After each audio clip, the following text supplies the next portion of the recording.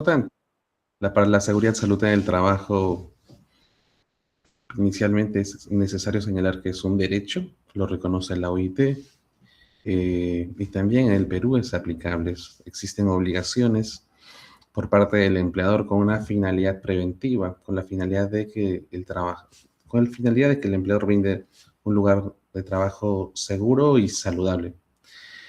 Voy a compartir la pantalla.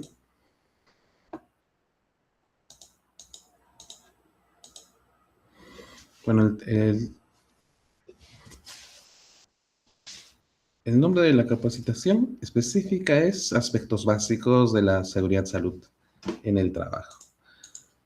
Para ello vamos a hablar un poco de lo que es la normativa, ya que de esta es lo que nosotros tenemos, en esta es lo que nosotros como profesionales debemos de basarnos, ya sea desde el punto de ingeniería o desde el punto de abogados. Tenemos que utilizar esta normativa eh, para defender nuestro punto de vista técnico. Ahora sí, la ley 29783, la ley marco, en caso ustedes sean estudiantes dedicados a este tema de seguridad y salud en el trabajo, tal vez ya la han escuchado, tal vez ya la han leído. Sugerencia, si es que eres ingeniero y no abogado y tal vez todavía no conoces el SPIC, te invito a conocerlo. Voy a compartir igual un enlace de este SPIC para que puedan conocerlo. Voy a ingresar a ese siguiente enlace, es el enlace del SPIC en referencia a la ley 29783.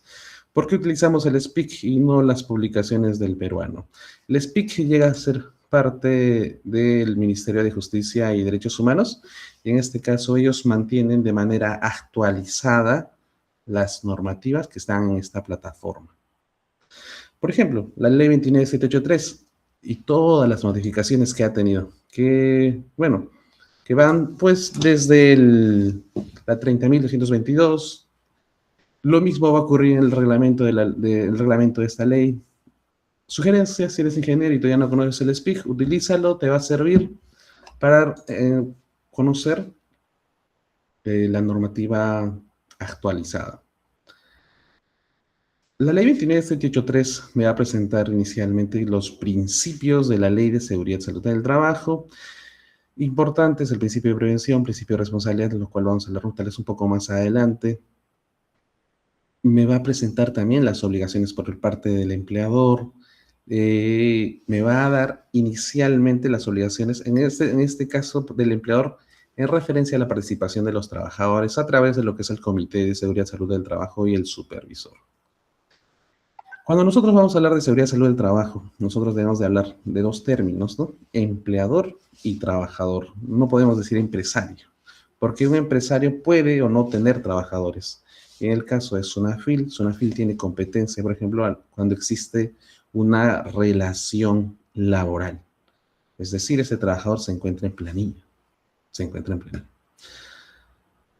Ahora bien, aparte de lo nombrado, la ley 29783 es mucho más específica que el decreto que su reglamento en referencia a los exámenes médicos ocupacionales como parte de las obligaciones por parte del empleador.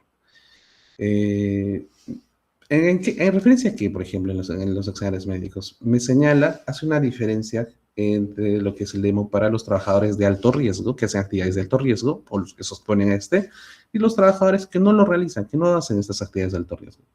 Me da la frecuencia en caso de los trabajadores de alto riesgo, que realizan actividades de alto riesgo, corresponde realizar el EMO, el examen médico ocupacional, antes, durante y después de la relación laboral. Ahora, ¿qué ocurre en el caso de los trabajadores que no realizan esta actividad de alto riesgo? Por ejemplo, personal que generalmente realiza actividades administrativas y no se expone a estas actividades de alto riesgo, corresponde realizar el examen cada 2 años. Sin embargo, en caso de salida de este trabajador, de que termine esta relación laboral, ya sea el trabajador o el empleador puede solicitar pasar por el examen médico ocupacional. Puede realizarlo, puede solicitar al empleador para que pase por este de salida. Continuamos con su reglamento, el Decreto Supremo 005-2012-TR. Nuevamente voy a compartir el enlace del SPIC en el chat. En este caso, este reglamento va a tener algunas especificaciones.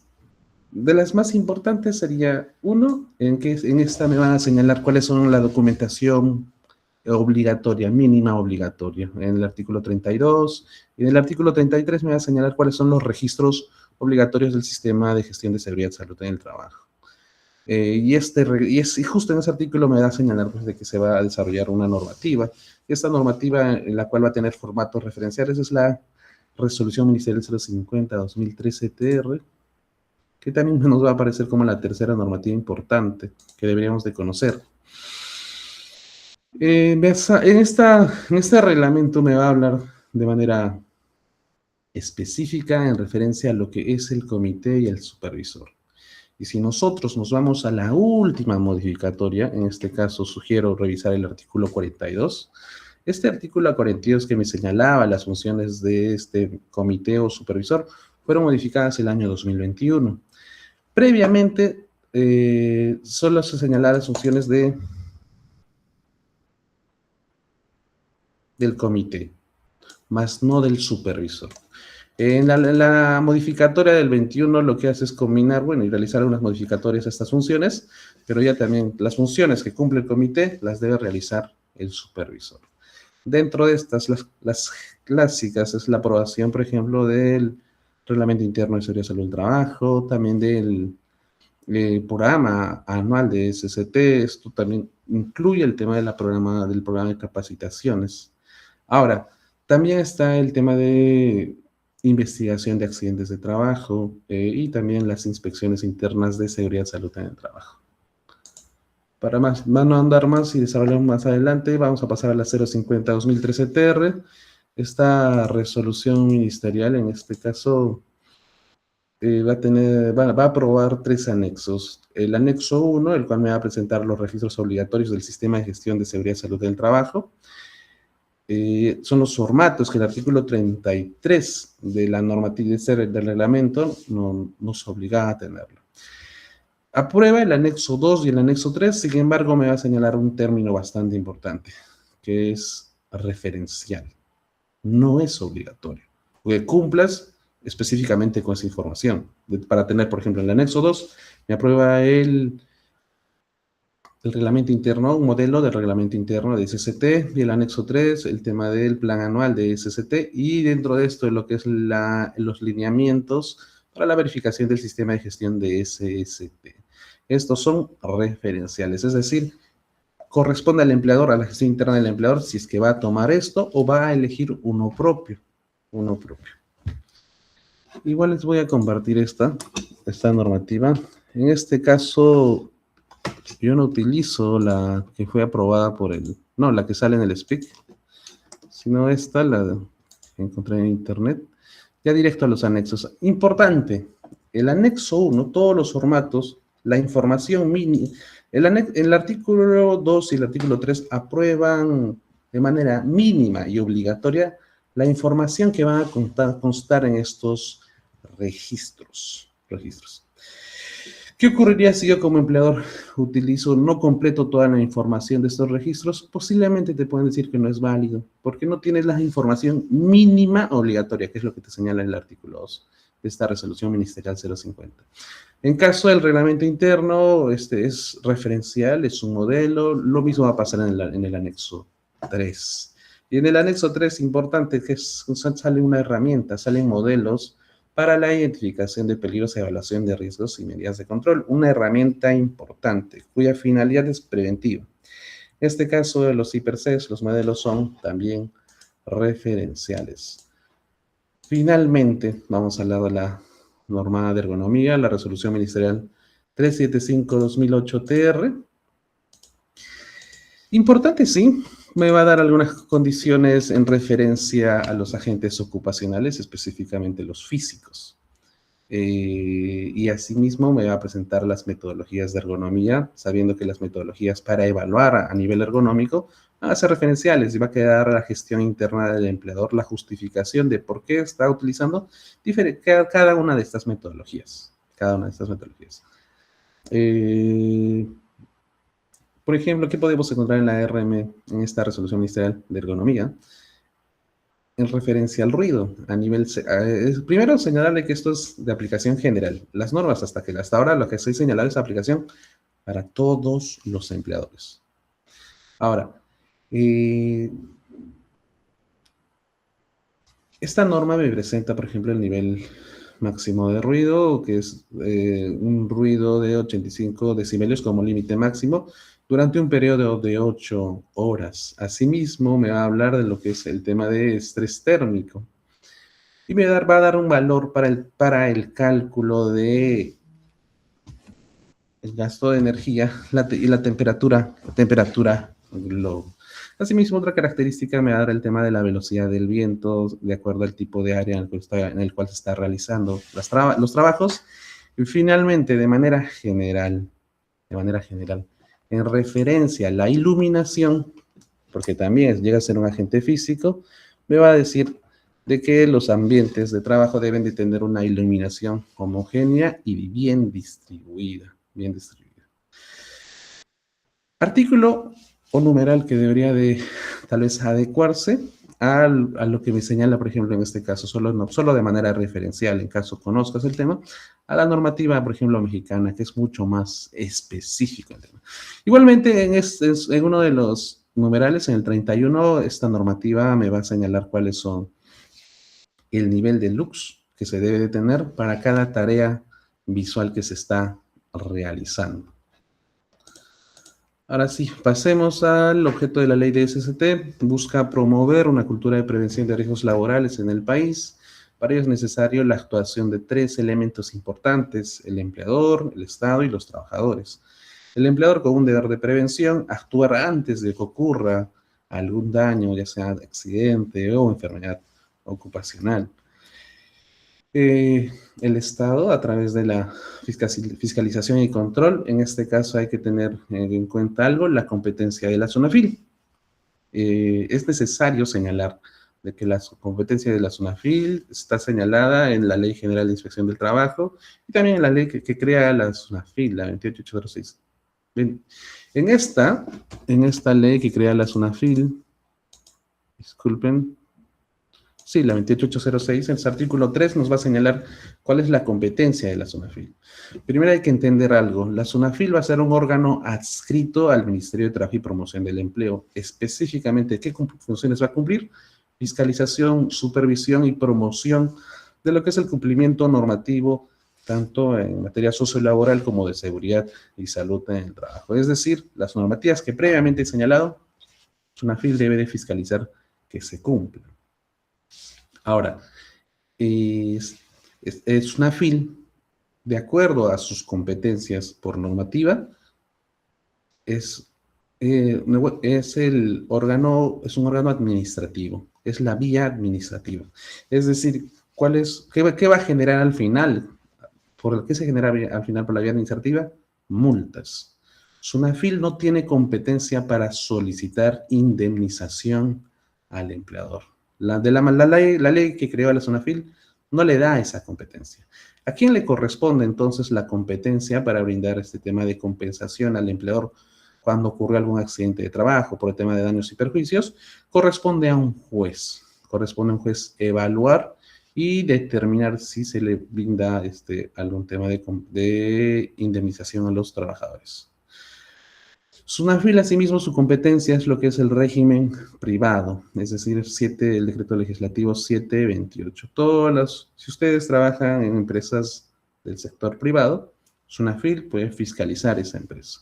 El empleador incumplió en alguna normativa, ya sea sociolaboral o de seguridad salud del trabajo, SUNAFIL puedes denunciar y SUNAFIL puede fiscalizar ese caso. Ahora, ¿qué ocurre si eres un trabajador del sector público? En este caso, la normativa permite a SUNAFIL solamente a los trabajadores que se encuentran en el régimen privado dentro del sector público. Ocurre en las universidades, hay trabajadores 728, en la misma SUNAFIL hay trabajadores 728. En el caso, por ejemplo, de SUNAFIL, los inspectores, los auxiliares inspectores y supervisores inspectores son régimen 728. A ellos SUNAFIL puede fiscalizar en caso de incumplimiento normativo por parte del empleador. Ahora, pero ¿qué ocurre si yo soy trabajador CAS o del sector público o de algún decreto legislativo que no sea régimen 728? ¿SUNAFIL puede fiscalizar? No. La norma que creó la SUNAFIL no le da esa competencia. No puede, no le atribuyó eso. Entonces, no puede realizarlo. Entonces, ¿qué hace el Ministerio de Trabajo? ¿A quién le ha dado esa competencia, esa atribución? Bueno, le pertenece a la autoridad del servicio civil, es servir. Este es servir. Servir es el que supervisa y va a determinar en estos casos. Pasemos al tema del trabajador, porque ya hemos hablado del empleador, ya hemos hablado del Estado, ahora del trabajador. Existe una importancia en la participación del trabajador en materia de seguridad, salud en el trabajo. Sin embargo, puede ocurrir diferentes casos. Por ejemplo, muchas veces realizan la consulta, he realizado la convocatoria para supervisor o para comité, sin embargo, los trabajadores no quieren participar. No quieren participar. Sin saber de qué es esta función, qué funciones cumple este comité, este supervisor. Las funciones del comité y del supervisor es específicamente vigilar internamente dentro de la empresa que este empleador esté cumpliendo con la normativa. Y en caso no esté cumpliendo, puede observarles, brindarle las observaciones al empleador. Y también, claro, en caso de inobservancia por parte del empleador, por más que ya se le ha señalado las recomendaciones, este comité puede realizar una denuncia ante SUNAFIL. Ahora sí, no solamente es la única manera en la que pueden participar los trabajadores, sino hay otras, sin embargo, la normativa no las llega a desarrollar. Entonces, ¿en cuáles pueden ser, por ejemplo, en qué lugares participan los trabajadores? ¿En qué actividades pueden participar en materia de SST? Por ejemplo, en la elaboración del IPC es necesaria la participación de los trabajadores con una finalidad, pues, de determinar los peligros en su puesto de trabajo. Igualmente pueden participar, dependerá de la gestión interna, el tema de la elaboración de procedimientos, participan también en el llenado de diferentes registros, también en las capacitaciones u otro tipo de actividades que buscan promover el tema de seguridad y salud en el trabajo. La ley 29783 es necesario aclararlo.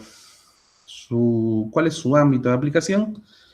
Todos los sectores económicos, de servicios, empleadores y trabajadores, las personas que prestan servicios, personal bajo modalidad formativa, visitante, usuario, trabajador de contratistas, subcontratistas y entre otros. Ahora, en referencia a los regímenes, el régimen privado debe cumplir también el público cumple la 29783.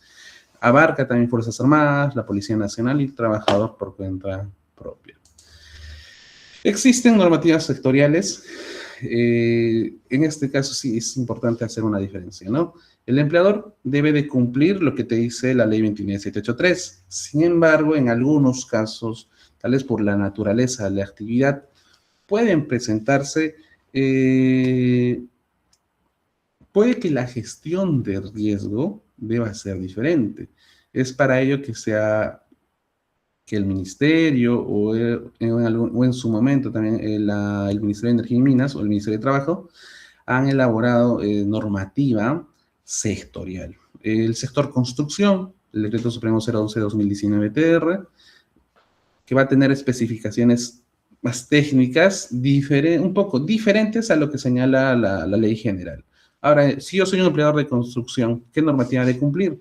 Debo de cumplir primeramente lo que me dice mi normativa de construcción y también la ley 29783 y su reglamento, de manera supletoria, el reglamento. En el sector minería ocurre lo mismo, cumplo con la ley y cumplo con este reglamento minero. También lo ocurre en electricidad, en sector de pesca, en hidrocarburos, industria y en los obreros municipales. Tema importante, los obreros municipales, por ejemplo, tienen el régimen 728, es decir, ¿quién los fiscaliza? SUNAFIL, por más que estos estén en el sector público. Hay otros sectores, por ejemplo, de salud, educación, transportes, telecomunicaciones y agricultura que no tienen un reglamento sectorial. Entonces, ¿a qué se van a acoger los sectores? 29783. Disculpe.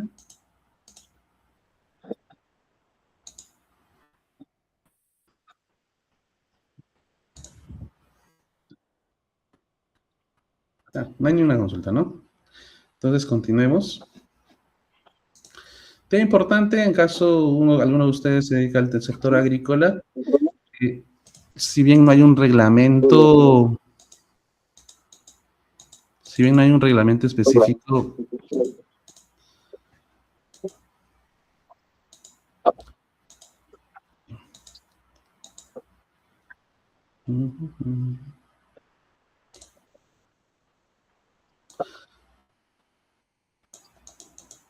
bueno, no puedo elegir. Si bien no hay un reglamento específico en el sector de agrícola, existen algunas condiciones que me señalan su normativa. En este caso, sugiero que revisen la guía para la implementación de SCT en el sector agrario. En este caso, ¿qué me señala esta?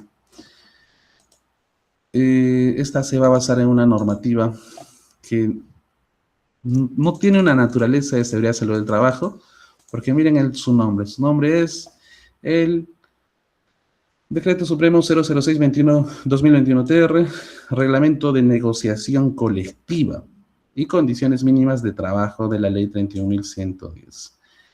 En este caso,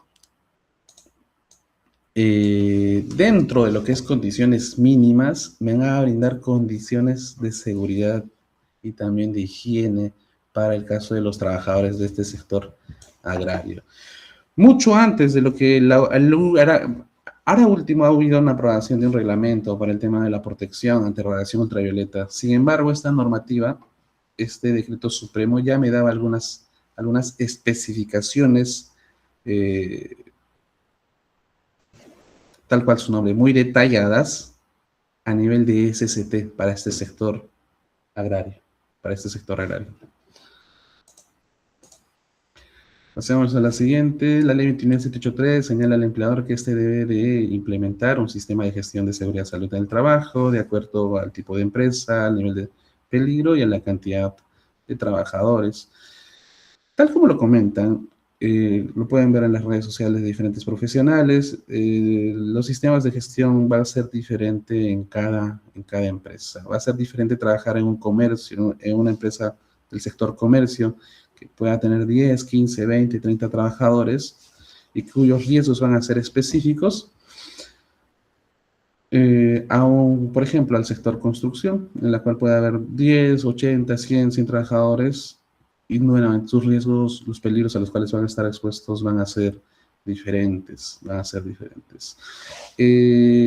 en este caso, hagamos un ejemplo, por ejemplo, sin menospreciar, sin minimizar el tema de seguridad y salud del trabajo en el sector comercio, porque, aunque no crean, es bastante importante y puede ocurrir. No sé si recordarán que el año 2000, para diciembre del 2019-2020, ocurrió un accidente en un centro de venta de alimentos, centro de comida rápida, en la cual hubo fallecimiento de los trabajadores. En la cual, pues, SUNAFIL intervino, realizó la fiscalización y determinó una multa. Pero, ¿se acuerdan de la naturaleza de SUNAFIL?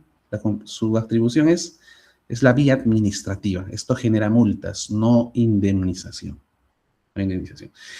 Coño, ¿qué quiero señalar? Pues quiero señalar que en todos los sectores van a existir peligros, y cuando el trabajador se exponga al riesgo, a la probabilidad de que le ocurra algún daño, puede terminar como consecuencias en accidentes mortales, accidentes de trabajo, enfermedad ocupacional. No netamente o no específicamente solamente por trabajar en el sector construcción y minero debo cumplir con la normativa, ¿no? Sino en todos los sectores. Regresemos al ámbito de la ley 29783. Se aplican para todos. En el sector educación también. La norma y su reglamento me señalan como algo obligatorio el tema de comité y de supervisor de ese sector.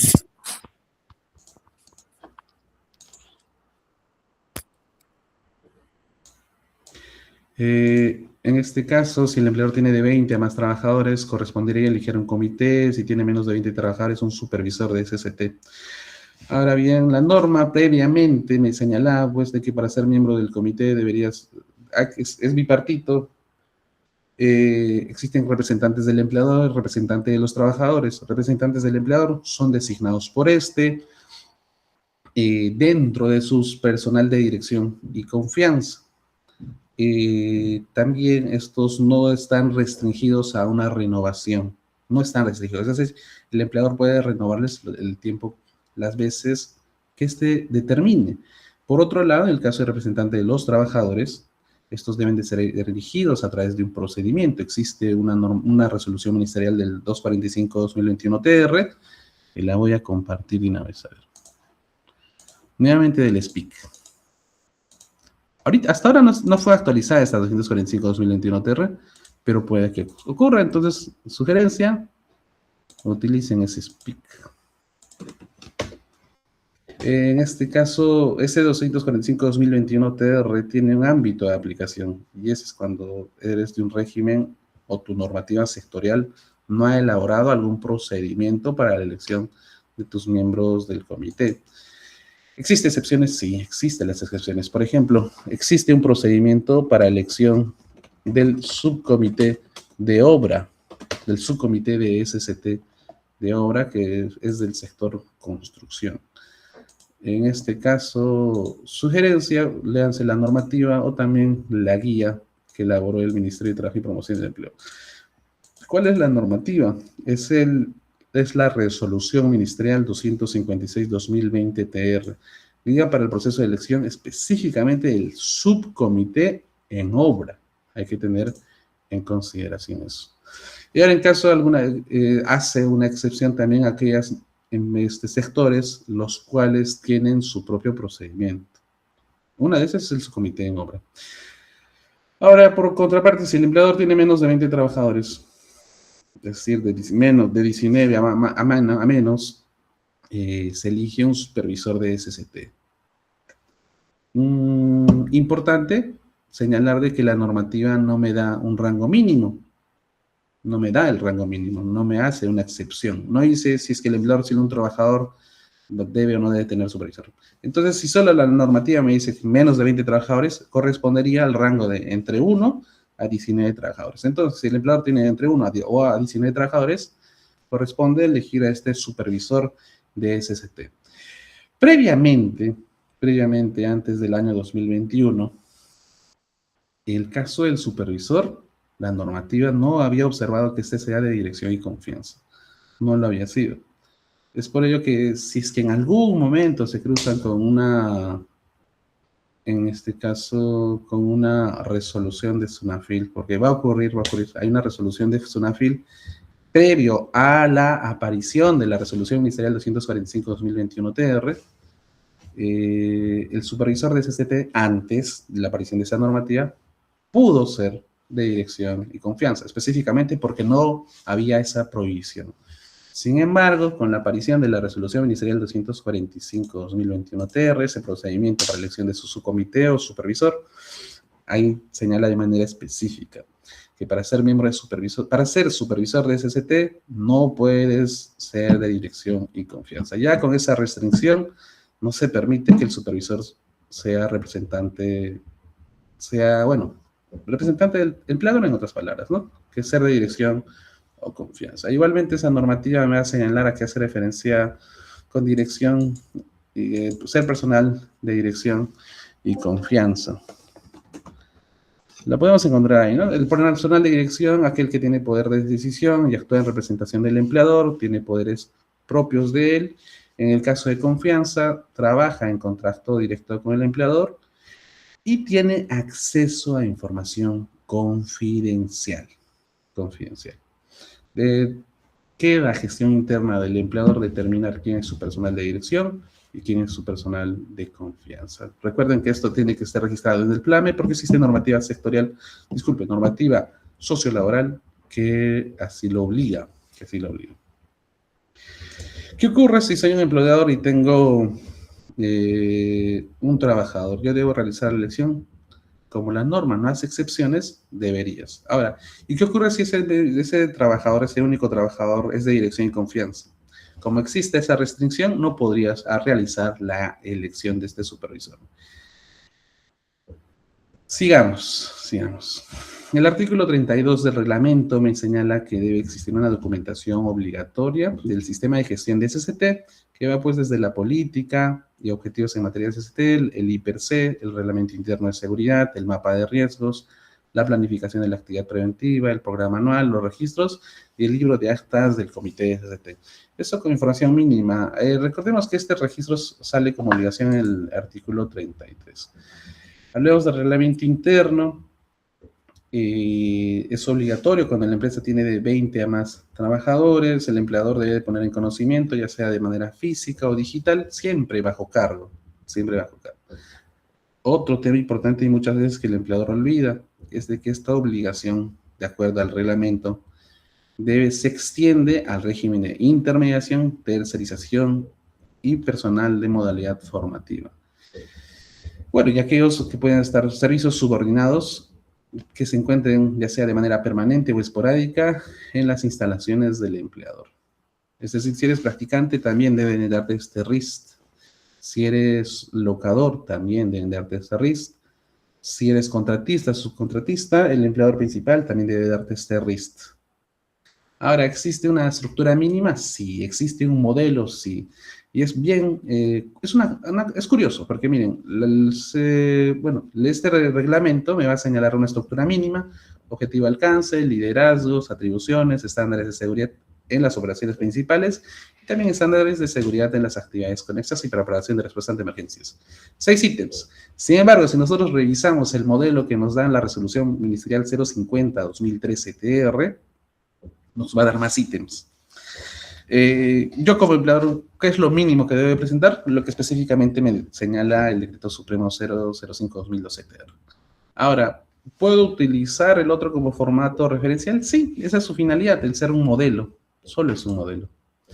Ahora pasemos al tema de registros obligatorios. Los registros obligatorios, claro, que son de accidentes de trabajo, de exámenes médicos, del monitoreo de los agentes ocupacionales, inspecciones internas, estadísticas de SST, equipos de emergencia, inducción, capacitación y el de auditorías. Tener en cuenta que se debe conservar por un periodo. En el caso de enfermedades ocupacionales por 20 años, en el caso de accidentes de trabajo o incidentes peligrosos por 10 y en los otros registros por 5. En caso seas MIPE, es decir, micro o pequeña empresa, este empleador puede acogerse a la resolución ministerial 085-2013-TR, en el cual hay una reducción de estos registros. Esto no exceptúa a que este empleador no cumpla con tener esta documentación. El ser MIPE no te exceptúa de tener tu política, tu IPRC, tu mapa de riesgos o tu RIS, no. Lo único que te señala esta 075 es netamente para el tema de registros obligatorios del sistema de gestión. Otro de los elementos que se pueden observar es el tema del mapa de riesgos, representación gráfica para identificar, localizar y valorar los riesgos, procesos o condiciones a las que se exponen a los trabajadores.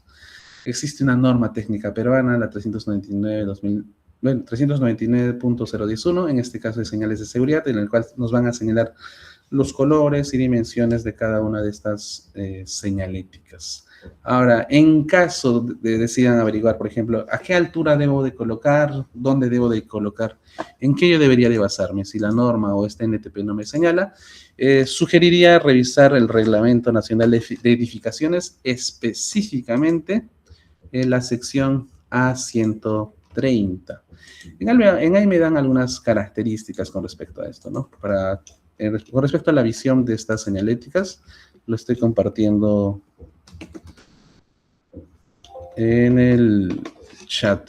Ahí pueden revisar el capítulo 2 a partir del artículo 37. Eso en caso tengan más curiosidad sobre el tema. Pasemos a la ley 29783, me habla de lo que es el servicio de SST. El servicio de SST puede ser... Recordemos que la ley me señala al empleador como el responsable máximo, también como la persona encargada de tomar el liderazgo de la SST en la empresa.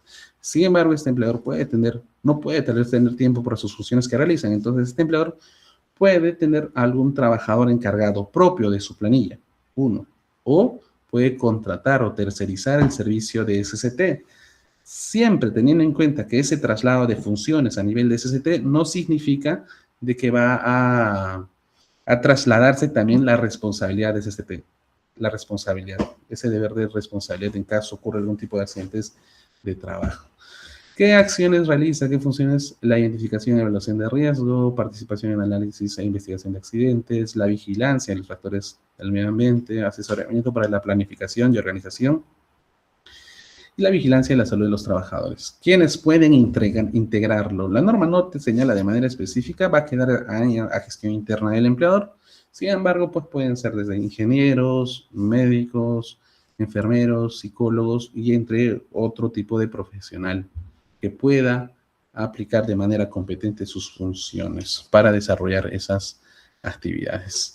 De manera general, responsabilidades del empleador: entregar a cada trabajador una copia del reglamento interno de SCT, si es y cuando te corresponda, adjuntar en el contrato la descripción de recomendaciones de SCT, realizar mínimo 4 capacitaciones.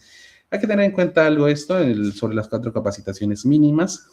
Si bien esto me lo señala la ley 29783, eso no significa que no pueda realizar más. Y generalmente deberían de ser más. Vamos al por qué. Hay una herramienta IPERSE que es justo lo que vamos a desarrollar más adelante. En esta IPERSE hay una parte específica de medidas de control, el control administrativo. Dentro de ese control administrativo ya es muy recurrente, se coloca capacitación para la prevención de, y ponen, no sé, algún tema de movimiento, algún tema ergonómico, algún tema, por ejemplo, de exposición a la radiación solar, exposición a radiación ionizante, no ionizante. Y es de este IPERSE en el que podrían nacer o generarse más capacitaciones que debe de desarrollar el empleador. Ahora, recordemos que aparte de estas capacitaciones existen inducciones. Las inducciones son las capacitaciones iniciales que se debe dar al trabajador y por normativa, no importa la naturaleza de la actividad que se van a desarrollar, estas deben de ser presenciales. Bueno, debe elaborar su mapa de riesgos y brindar facilidades económicas y licencia al trabajador para realizar participación en cursos de SST. Pasemos al tema de peligros. En referencia a los peligros, bueno, por definición va a ser situación o característica intrínseca de algo capaz que pueda ocasionar daño a las personas, equipos, procesos y ambiente, y esto en referencia es algo, entre otras palabras, algo o una característica que podría generarte algún daño. Hablamos de podría, no estamos diciendo que te va a generar. Un ejemplo corto, muy genérico, es: estás caminando por la calle, ves a un perrito. ¿El perrito puede llegar a ser un peligro para ti? Sí, porque el perro puede o no puede morderte, pero ya existe una posibilidad de que se genere un daño. Ahora, apliquemos esto en el trabajo. Soy un trabajador del sector de educación, soy un profesor. Yo utilizo equipos eléctricos básicos, desde computadoras, impresoras, la refrigeradora que puede estar tal vez ahí en el centro de trabajo. ¿Qué existe ahí? ¿Qué peligro? La electricidad. La electricidad, ya sea de alta, media o baja tensión, puede causar daños al trabajador, al cuerpo humano, al cuerpo. Y también puede matar. La electricidad puede matar. Si no se realiza una gestión adecuada, puede matar. Eso es un peligro. Por ejemplo, yo ahorita estoy frente a una computadora. Esta computadora funciona a base de electricidad. Muchos de ustedes ahorita están frente a una computadora. Funciona a base de electricidad. ¿Esa electricidad ahorita me está generando algún daño? No. Sin embargo, ¿tiene la posibilidad de que esta electricidad me pueda generar daño? Puede. Para ello, ¿qué voy a hacer yo? Yo debo de determinar cuán probable es de que este daño se produzca. Y a eso le vamos a llamar en este caso riesgo. Riesgo va a ser la probabilidad de que este peligro ocurra, genere ese daño, esa consecuencia. ¿Cuán probable es que yo, trabajando con una computadora que funciona a base de electricidad, me pueda generar daño? Otro ejemplo, mucho más específico. Soy un operario, soy un trabajador de mantenimiento. Sin embargo, me han pedido realizar la soldadura, por ejemplo, de un equipo. La soldadura tiene montones de diferentes tipos de peligro. Uno de ellos es la electricidad. Y la electricidad te puede matar. ¿Hay más probabilidad de que un trabajador que usa una laptop o un trabajador que usa un equipo de soldadura? Posiblemente sí. Existe más probabilidad. ¿Cómo lo vamos a determinar? De acuerdo a la metodología que el empleador va a decidir por gestión interna, porque recordemos que esta identificación de peligro y evaluación de riesgo que se presenta en la resolución ministerial 050 es netamente referencial. Si el empleador desea tomarlo, bien. Sin embargo, desea tomar otro tipo de metodología para evaluar el riesgo, también puede realizarlo. Existen diferentes tipos de peligros que va a ir desde los físicos relacionados con la energía. Físicos con la energía, que va a ir desde el ruido, la vibración, el calor, la iluminación también forman parte de esos físicos. Ahora, en el tema de químicos, relacionado con las material particulado, vapores, líquidos, humos, entre otros, que puedan ingresar al cuerpo y generar daño, ¿no? Estos van a tener diferentes vías de acceso, desde a través de la boca, el nariz, la piel.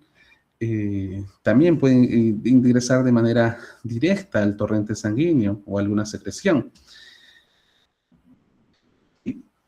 Otro es el riesgo los peligros biológicos, los cuales, como no tienen una definición, voy a cogerme una que aplicaba uno de los biólogos, un biólogo ingeniero en mi universidad, señalaba pues que pueden ser desde macroorganismos macrobiológicos o micro, que puedan generar un daño. En macro, haciendo referencia, por ejemplo, el tema de palomas, ratas. ¿Se acuerdan del ejemplo del perro que les he señalado? ¿Es biológico? Sí. En este caso, un macroorganismo, ¿no? ¿Qué pasa si en la empresa, en el trabajo, el encargado, no sé, el encargado de vigilancia tiene perros? ¿Llega a ser un peligro? Sí, puede ser un peligro. Y va a depender del tema de cómo se controla esto.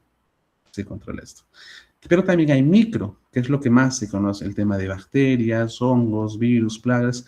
Muy específico, repetitivo esto en el caso del sector clínico, en los hospitales. Otros, los ergonómicos, los psicosociales, mecánicos, locativos o eléctricos. En este caso de nomenclatura para el tema de tipos de peligros, va a depender del autor. Pasemos a la siguiente parte, es la matriz IPERS. En este caso, lo que se presenta es el método 2 de la evaluación de riesgos de la resolución ministerial 050-2013-TR. Es una herramienta para poder determinar qué controles voy a aplicar, que va a abarcar desde la identificación. ¿Se acuerdan, por ejemplo? A ver, somos el sector, somos de la universidad. Estamos en la universidad, vamos a elegir un puesto de trabajo, porque el IPERC se hace por puesto de trabajo, no se hace por área, no se hace por cantidad de trabajadores. Pero sabemos, por ejemplo, que específicamente en el área de mantenimiento de la San Marcos, caso de ustedes, existen 10 trabajadores que se dedican al mantenimiento general, que va a abarcar desde actividades de limpieza hasta jardinería, pintado o entre otras actividades en las que se requieran. Son 10 trabajadores. Ahora, el puesto de trabajo es solo uno, son 10 diferentes puestos. Entonces, ¿yo cuántos IPERCs debería hacer? Solo uno, porque estos trabajadores cumplen las mismas funciones, hacen las mismas actividades. Y por ese puesto de trabajo, yo debo de sacar todos los peligros que le corresponden de acuerdo a la actividad que van a realizar. Evalúo cuál es la actividad, luego la tarea, determino qué peligros pueden estar, se pueden exponer. Hagamos un caso, es una actividad de jardinería en el corte de paso en el cual van a usar esta motoguadaña, por ejemplo.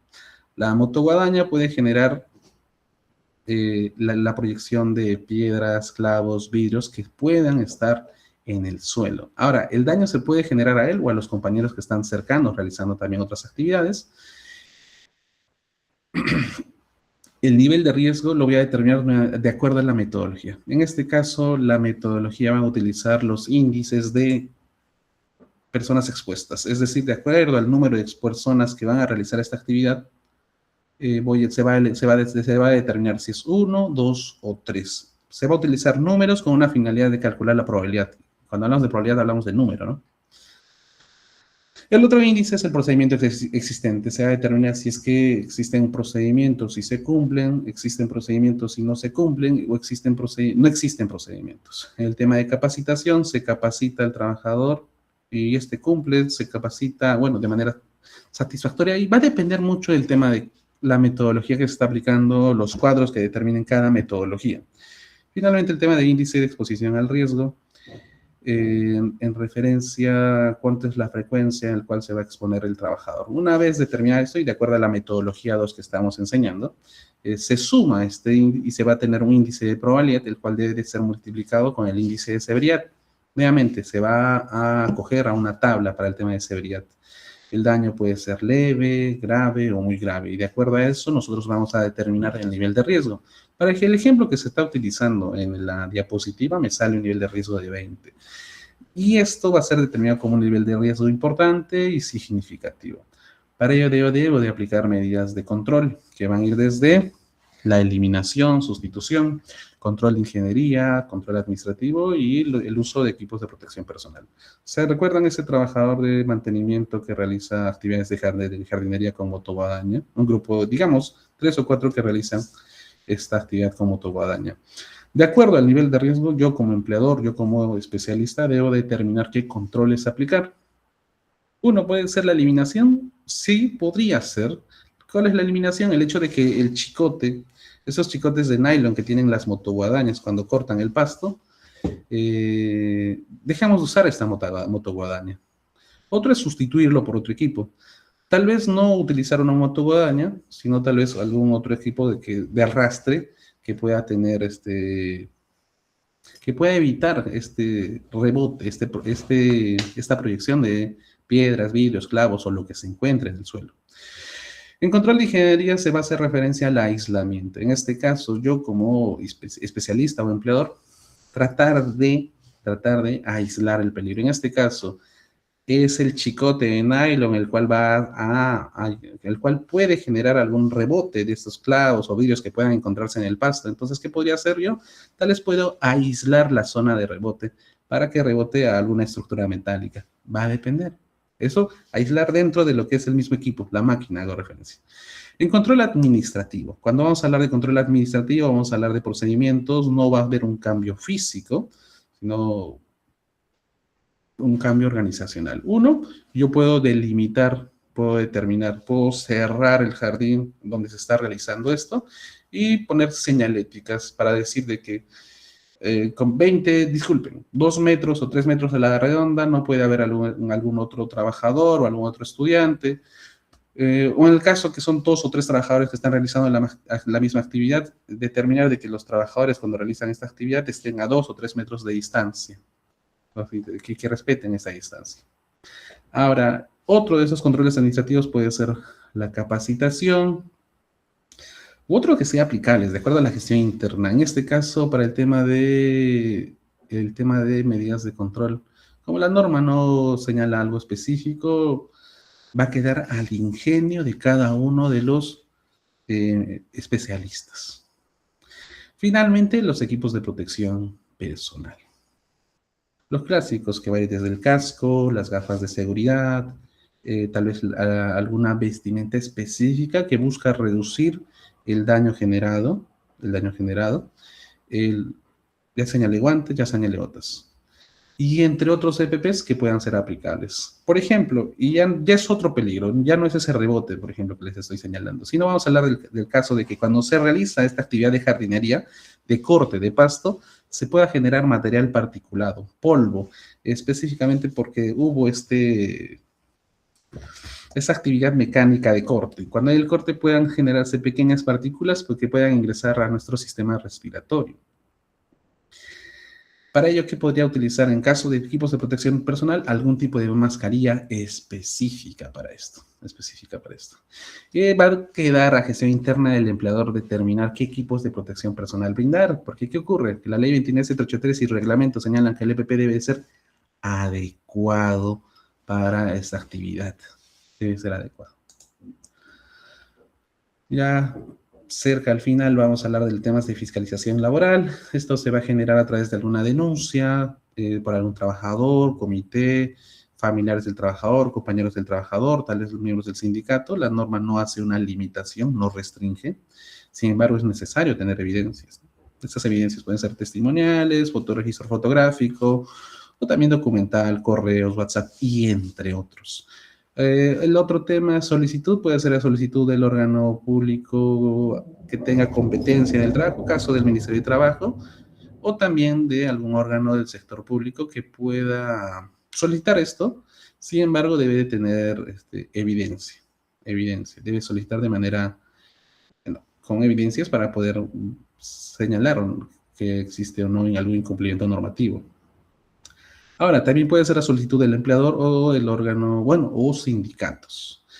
Una vez esto y determinado, los especialistas evalúan el caso y se determina que existe evidencia suficiente para señalar de que hay algún tipo de incumplimiento normativo, se va a generar una orden de inspección, la cual puede ser concreta o genérica. Posterior a ello, se va a asignar a un inspector o grupo de inspectores. Luego de esto, se va a realizar la inspección. ¿Qué formas de inspección puede hacer? Visita de inspección, el inspector va a ir al lugar de trabajo, in situ, puede hacer comparecencia, el inspector va a citar al empleador a la SUNAFIL o a la Intendencia Regional que corresponda, puede haber una comprobación de datos, el inspector va a ingresar a una base de datos, por ejemplo, de la SUNAT, en el cual puede verificar alguna información. Requerimiento, el inspector a través de medios electrónicos, en este caso la casilla electrónica de SUNAFIL, puede requerir datos al empleador, el cual debe de emplear dentro de un plazo que es señalado por el inspector. Posterior a ello, lo que puede ocurrir es de que existe un incumplimiento o no existe el incumplimiento. Es decir, si hay incumplimiento, esto puede terminar en dos, de que la infracción tenga características subsanables o que tenga características insubsanables. En el otro caso, que no hay incumplimiento, esto va a terminar en informe de inspección. En el caso de subsanables, el inspector le va a otorgar un requerimiento para que se levante una observación dentro de un plazo, de acuerdo a principios de razonabilidad y proporcionalidad.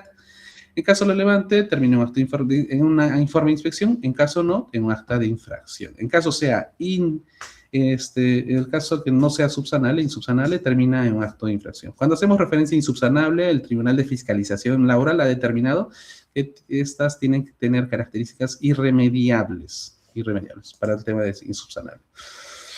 Bueno, en caso de una visita de inspección, el inspector va a recorrer el área de trabajo de acuerdo al turno, desde el inicio al fin, debe utilizar los equipos de protección personal de acuerdo a los riesgos a los cuales se va a exponer, puede prestar mayor atención a actividades críticas, va a solicitar el mapa de riesgo, el I+C, las señaléticas, puede hacer alguna diligencia de investigación, comprobación, entrevistas, tomar muestras, elaborar un croquis o tomar videos.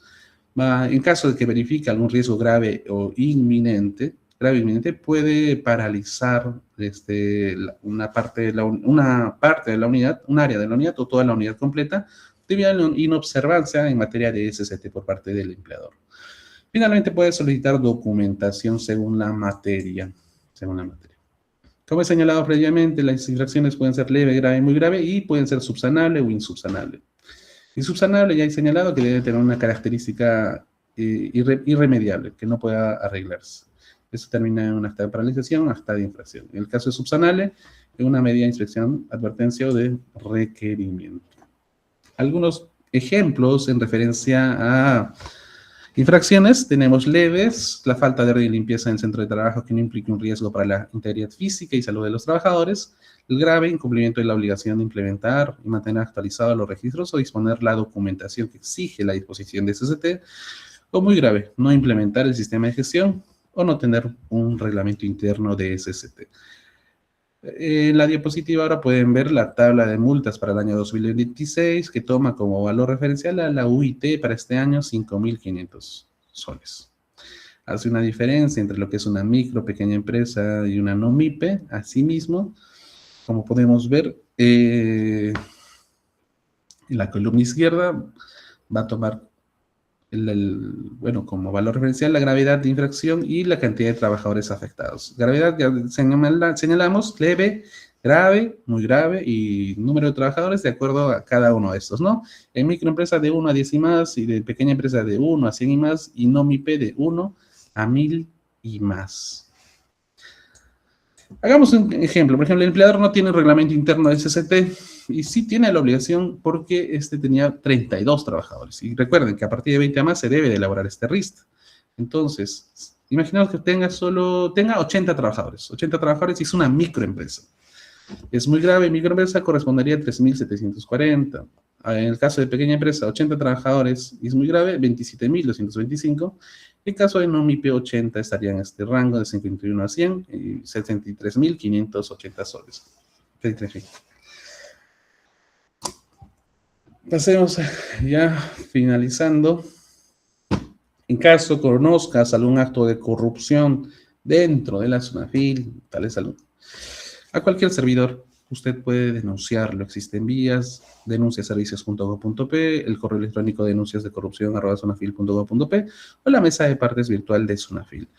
Puedes solicitar reserva de tu identidad. Con ello estaríamos finalizando. Muchas gracias. Si tienen alguna consulta, ya sea sociolaboral, seguridad, salud del trabajo, utilicen la herramienta Sunafil Responde. Pueden a través de este QR o el buscador de su preferencia, coloquen Sunafil Responden y hagan su consulta. No olviden de seguirnos en las redes sociales como Facebook, X, YouTube, LinkedIn, Instagram y TikTok. Brindamos seminarios, cursos, capacitaciones. Difundimos y promovemos el cumplimiento de la normativa sociolaboral y de seguridad, salud en el trabajo. Antes de terminar, me gustaría invitarles al 5º Congreso de Comité y Supervisor de SST. Pueden acceder a la página de la SUNAFIL en la parte de eventos para poder inscribirse. Es la próxima semana, es el específico, es el miércoles de la próxima semana. Se va a dar en el Ministerio de Trabajo y Promoción del Empleo, en el auditorio del piso 6. Es gratuito, es gratuito. Ahora sí, muchas gracias. Si es que hay alguna consulta, gustoso de responderlo. Recordemos que soy especialista de SST. Si tienen alguna consulta solo sobre socio laboral, pueden ir a Sunafil Responde, ya que son los abogados quienes tienen competencia en esta materia. Sí, Iris Gladys Tinoco señala si es que puedo compartir información. Correcto, vamos a ingresar a la página de Sunafil, a ver si me permiten. Sunafil. En campañas y eventos, acá está el enlace.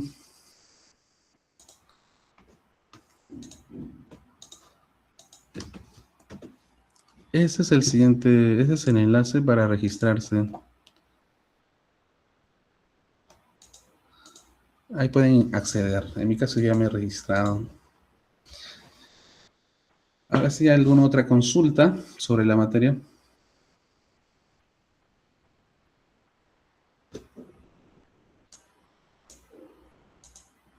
Nuevamente, ya para finalizar, entonces, al no haber consultas, participen, si es que pueden, participen de este seminario, de este congreso. Han sido invitados ponentes de la OIT, también de Censopaz, del MINSA, y también, claro, del Ministerio de Trabajo y Promoción del Empleo. Específico, como este año hace referencia a la importancia de la salud mental y los riesgos psicosociales en el trabajo, el temario es sobre eso, salud mental en el trabajo y de estos riesgos psicosociales. Ahora, sin más, agradezco su participación y recuerden, para poder defender nuestros derechos, tenemos que conocerlos. Utilicen esa herramienta, el SIPJ. Muchas gracias. Muchas gracias, ingeniero Gary, por la excelente exposición. De verdad, creo que ha sido una información muy valiosa y aplicable para nuestros participantes que se encuentran en la presente sala virtual. Si bien, estimados participantes, en el chat ya se encuentra su registro de asistencia. Por favor, si pueden entrar al formulario y registrarse. Agradecemos a Sunafil por hacer posible esta cooperación y este evento, y a todos ustedes por su participación activa. Nos vemos en una próxima oportunidad. Que tengan un excelente día. Asimismo, dejaremos un rato abierta la presente sala para que puedan registrar su asistencia. Muchas gracias, ingeniero Gadi. Muchísimas gracias. Muchas gracias. Hasta luego.